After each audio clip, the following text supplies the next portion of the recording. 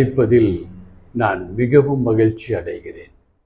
இன்று நாம் பார்க்க போகும் தேவ வசனம், நீங்கள் வெள்ளியை போன்று புடமிடப்பட்டால்தான் ஆண்டவரை பிரதிபலிப்பீர்கள்.